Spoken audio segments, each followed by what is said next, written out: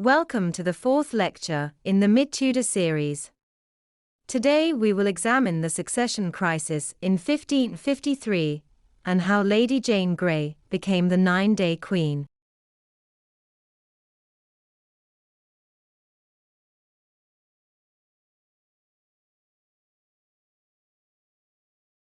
This lecture will be split into three parts. We will first examine the circumstances of Edward VI's death and why this caused a succession crisis. We will then examine the events that led to Lady Jane Grey becoming queen for only 9 days. Finally, we will examine the consequences of the succession crisis for both the individuals involved and the Tudor dynasty. Edward VI fell ill in January 1553 with tuberculosis.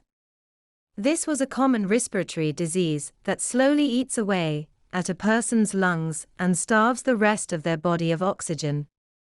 As a result, victims will drop weight and slowly waste away. In the final stages, they could even lose their toes and fingers, as the blood is unable to circulate the body to their extremities. Tuberculosis was incurable and a slow killer. Very few victims could fight disease using their natural immune system. Edward did not die until July 1553. This meant that for 7 months his Regency Council could prepare for his death and the succession. The heir to the throne was Edward's older sister Mary. The daughter of Henry VIII by his first wife Catherine of Aragon, she had refused to convert to the Protestant faith, and she made no secret of her intentions to restore the Catholic faith, should her brother pass away from this grave illness. This posed a huge problem for the Lord President, the Duke of Northumberland, who for the past 3 years had pushed forward a radical Protestant agenda. Throughout Edward's reign, key members of the Conservative faction had been imprisoned in the Tower of London, including Stephen Gardiner and the Duke of Norfolk. Would have feared incarceration and even execution if Mary succeeded the throne. Historians have debated the extent to which the succession crisis of 1553 was instigated by the ailing Edward VI or his Lord President, the Duke of Northumberland. We know that by 1553, Edward was a devoted Protestant who took a keen interest in the religious changes of the nation, and so he would not have wanted the throne to pass to his Catholic sister. However, excluding her from the throne was a radical move that would have seen the demise of the Tudor dynasty. He perhaps had better sense than to do this. Northumberland, on the other hand, has been tarnished with the reputation of the bad Duke due to his involvement in the succession crisis. Some historians argue that the succession crisis was a plot and Northumberland was the mastermind. He manipulated the ailing king as part of a desperate political play to hold on to power. Others still point to his own strong conviction to the Protestant faith and to how he worked in close collaboration with Edward up until his illness. So there was no reason why this wasn't a collaborative effort between them. In 1544, Henry VIII had passed an Act of Succession to place both Mary and Elizabeth back in the line of succession. However, the Act of Parliament stated that this action was only legitimate if it also formed part of the King's will. However, in the months leading to Henry's death, he had been too ill to sign his final will and testament, and so it had to be signed by the dry stamp. This meant it did not carry the same level of legitimacy as a will that had been personally signed by the king. Since Henry's will had dubious legitimacy, Northumberland and Edward took the opportunity to pass through a new law to exclude Mary and Elizabeth from the succession. This change to the succession is called the Devise. Elizabeth was also excluded from the line of succession. Despite being Protestant, she was essentially collateral damage, since her claim to the throne was weaker than Mary's claim. Both had been delegitimized due to the fates of their mothers, but only Elizabeth's mother, Anne Boleyn, had been executed for adultery and treason. Therefore it would have caused a far worse scandal if the devise had only excluded Mary. Since Elizabeth and Mary were now excluded from the succession, the crown would go to the 15-year-old Lady Jane Grey, who was the great-granddaughter of Henry VII through her grandmother Mary Tudor. Jane's mother, Frances Grey, had been added to the line of succession in 1544. In mid-June, the King's Bench were presented with the devise. This is a group of high judges that had the right to ratify a law without the use of Parliament. At first they refused to ratify the devise into law, but then Edward personally pleaded with them to take this bold action. In a speech, he said, "For indeed my sister Mary was the daughter of the king by Catherine the Spaniard, who before she was married to my worthy father had been espoused to Arthur, my father's elder brother, and was therefore for this reason alone divorced by my father. But it was the fate of Elizabeth, my other sister, to have Anne Boleyn for a mother. This woman was indeed not only cast off by my father, because she was more inclined to couple with a number of courtiers rather than reverencing her husband, so mighty a king, but also paid the penalty with her head, a greater proof of her guilt." Northumberland placed considerable pressure on the judges to accept the devise, saying to refuse the king's wishes would be to commit treason, which carries a punishment of death. Therefore the judges caved to the request, and drew up the law. This was called the Letters Patent, and this changed the line of succession in law. Let's now examine the sequence of events that led to Lady Jane Grey becoming the 9-day Queen. In May 1553, the 16-year-old Lady Jane Grey was married to Guildford Dudley, a younger son of the Duke of Northumberland, who was a similar age to Jane. There was a nasty rumor that the Duke had even considered marrying the young Jane himself. Their wedding was a grand affair, shared with two other noble families associated with the Regency Council, and was undoubtedly a bold political statement at this critical stage in Edward's demise.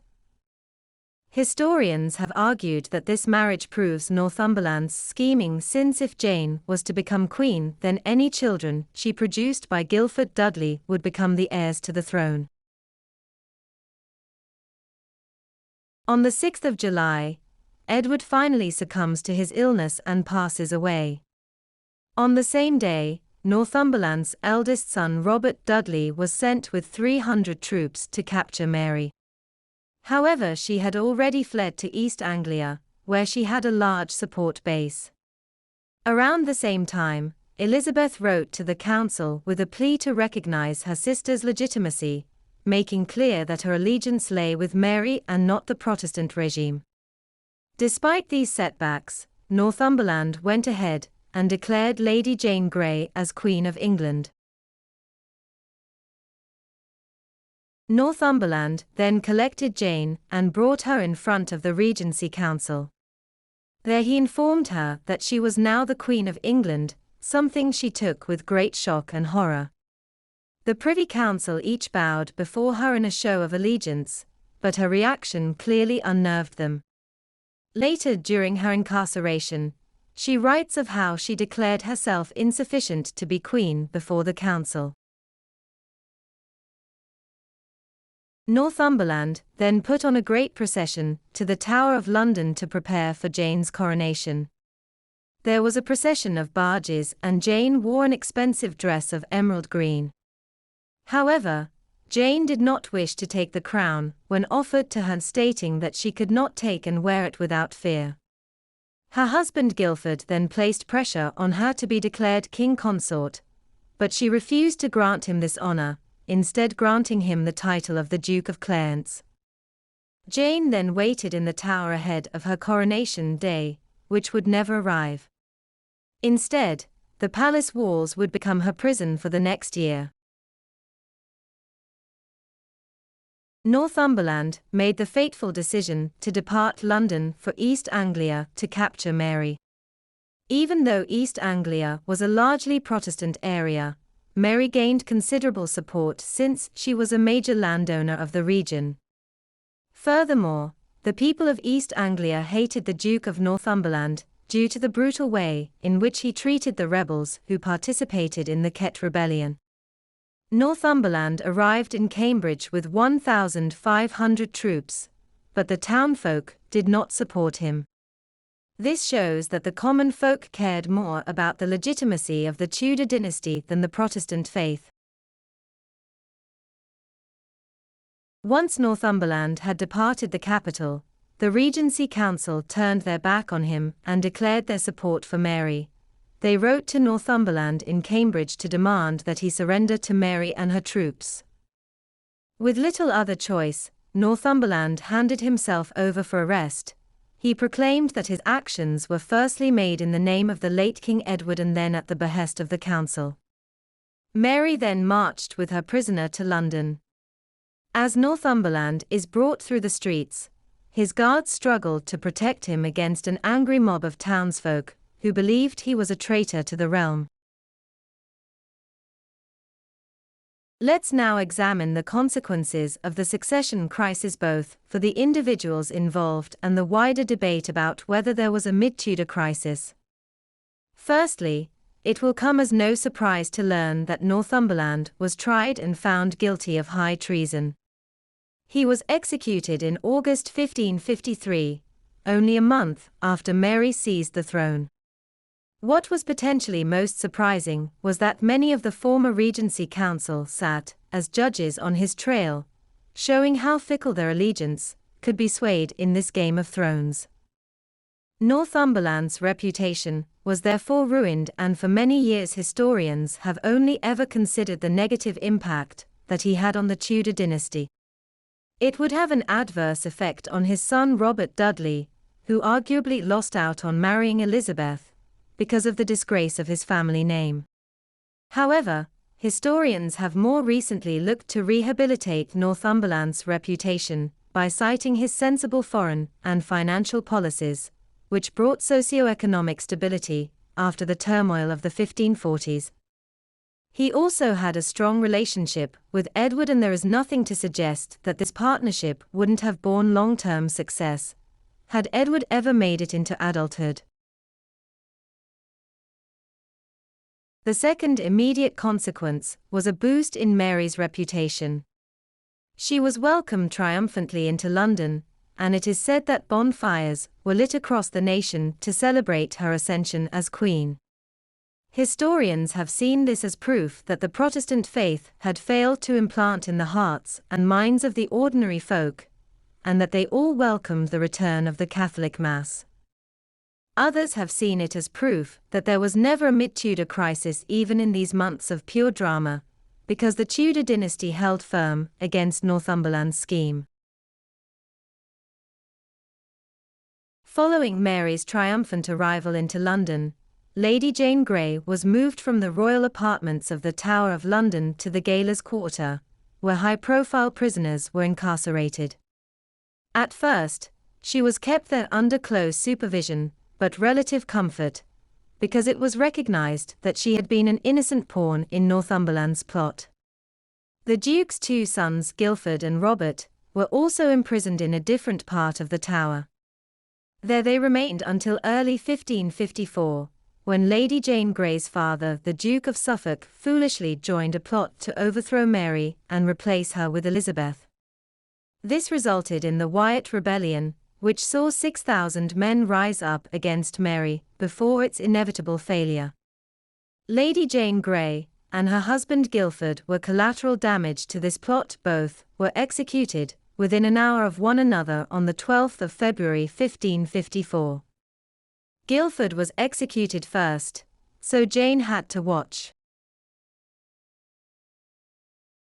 Lady Jane Grey's execution was a major contributing factor to the development of Mary's nickname of Bloody Mary.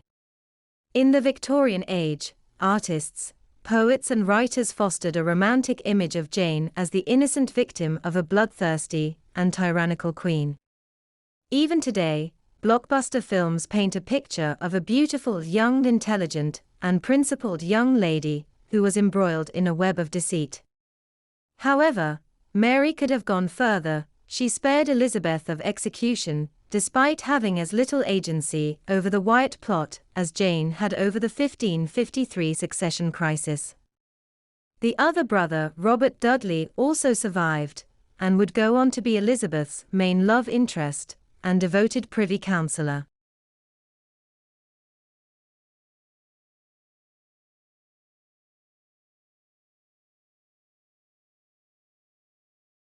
Let's now return to our overarching question of why was there a succession crisis in 1553? Firstly, the succession crisis was made possible due to the slow, long-drawn-out demise of Edward VI. This gave the ailing boy king and the Duke of Northumberland time to change the line of succession. The succession crisis was dramatic, but very short-lived. In total, Jane was queen for only 9 days before the Regency Council turned against Northumberland and declared their support for Mary. The consequence for those involved was grave. Northumberland was executed immediately, and Guildford and Jane were executed 6 months later following the failed Wyatt rebellion. This damaged Mary's reputation and turned Jane into a romantic tragic figure, something that would still resonate in popular culture about the Tudor period today. Thank you for watching. Tune into the next lecture to examine Mary I and the problems she faced as the first legitimate Queen of England.